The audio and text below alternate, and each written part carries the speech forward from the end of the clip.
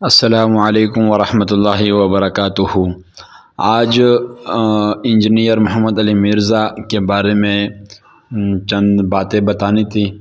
ایک تو اللہ معاف کرے، کہتے ہوئے بھی شرم آتی ہے کہ اپنے آپ کو اتنا بڑا اسلامک اسکالر کہتے ہوئے اور قرآن مجید کی آیات ان کو نہیں آتی، قرآن مجید پڑھنا بھی نہیں آتا، بڑے افسوس کے ساتھ۔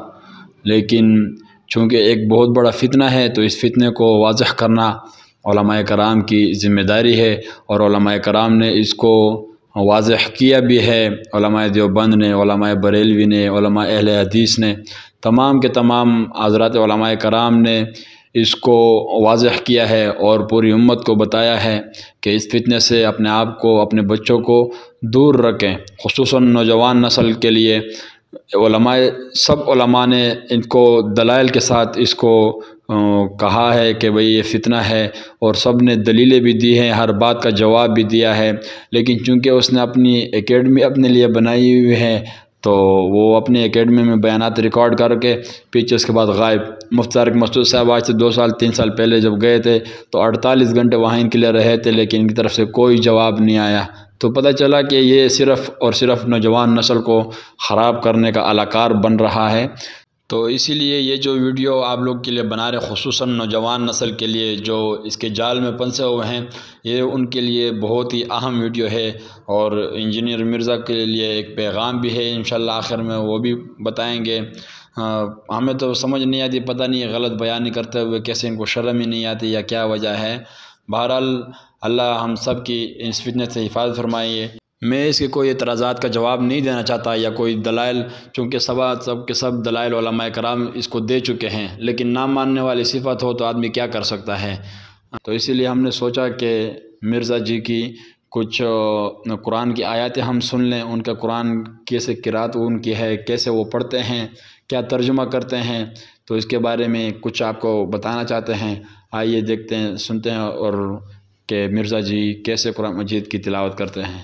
اس کے بعد فیصلہ آپ لوگوں کے اوپر ہے کہ آیا اس آدمی کو سننا اور اس آدمی کی اقتداء کرنا کیا یہ جائز ہے یا نہیں، آپ خود ہی بتا سکیں گے جب ان کی اس ویڈیو کو دیکھیں گے۔ نستعین والا جو عین ہے نا، یہ 50% زیادہ امام کعبہ نکالتے نہیں، وہ نستعین پڑھتے ہیں، کیونکہ اس کو نکالنے کے لیے بڑی ایفرٹ پٹ کرنی پڑتی ہے۔ اچھا، بڑی ایفرٹ فوڈ کرنی پڑتی ہے۔ وَمَثَلُ الَّذِينَ كَفَرُوا كَمَثَلِ الَّذِي يَنْقِعُ بِمَا لَا يَسْمَعُ يَنْقِعُ۔ حرف بے شک آگے پیچھے ہو جائے، لیکن عین کی ادائیگی پر مرزے کی فل توجہ ہے۔ چلے آگے دیکھتے ہیں، آگے سنتے جائیں۔ قُلْ لَا أَجِدُ فِي مَا أُوحِيَ إِلَيَّ مُحَرَّمًا۔ اے نبی تم فرماؤ میں تو کسی چیز کو حرام نہیں پاتا جو مجھے وحی کے ذریعے بتائی گئی ہے، عَلَى طَعَامٍ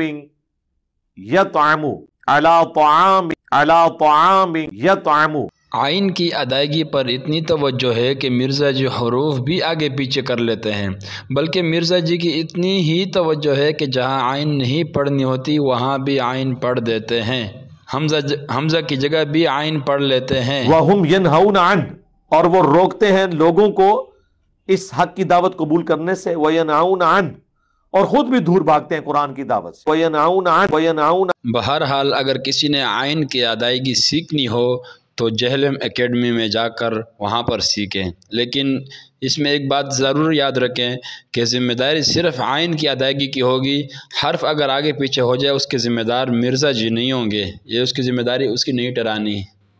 اب وہ نوجوان نسل جو انجینئر مرزا کو بہت شوق سے سنتے ہیں، اب ان سے گزارش ہے کہ وہ خود اس چیز کا فیصلہ کریں، مجھے بتائیں کہ ابھی انجینئر مرزا کو سننا اس حالت میں جائز ہے یا نہیں، آیا اس کا خود قرآن کی حالت کیسے ہے، اور لوگوں کو دین کی باتیں سکھاتا ہے، اور اختلافات کہتے ہیں کہ ہم امت کو ایک طرف لے کر آنا چاہتے ہیں، فرقہ واریت سے بچانا چاہتے ہیں، سب سے بڑا فرقہ اور فتنہ تو یہ بنا رہا ہے۔ اور انجینئر مرزا کے لیے بھی ایک پیغام ہے کہ خدا کے لیے اگر آپ نے شہرت حاصل کرنی ہے، اپنے ایک نام بنانا ہے، تو اس غلط طریقے سے نہ بنائیں، اپنے آپ کو صحیح دین کے اوپر لے کر آئیں، مسئلے مسائل لوگوں کو بتائیں صحیح۔ ہمارے دیکھو دلائل کی 4 چیزیں ہیں، قرآن، سنت، اجماع اور قیاس۔ ان چاروں سے ہم دلائل دیتے ہیں، ان چاروں کو مانا جاتا ہے۔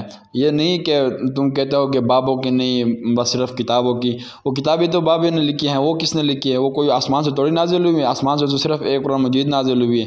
باقی ساری کتابیں بخاری مسلم جن کو تم مانتے ہو وہ بھی تو بابوں نے لکھی ہیں۔ شاید اس کی وجہ سے کسی کے سمجھ میں یہ بات آ جائے، اللہ کرے آ جائے، ہم تو یہی دعا کرتے ہیں، اسی لیے یہ باتیں بتاتے ہیں لوگوں کو، تاکہ لوگ اپنے آپ کو، اپنے ایمان کو اس چیز سے محفوظ رکھیں۔ باقی انشاءاللہ اگر زیادہ خرابیاں پھیلائیں گے، زیادہ فساد پھیلائیں گے تو ظاہر بات ہے ہم بھی اس کو پھر واضح کریں گے، ہم بھی لوگوں کو بتائیں گے کہ بھئی یہ ایسا فتنہ ہے، یہ اس کی یہ خرابیاں ہیں، یہ خرابیاں ہیں۔ اللہ تعالی ہم کو سمجھ کی توفیق عطا فرمائے اور عمل کرنے کی بھی توفیق عطا فرمائے۔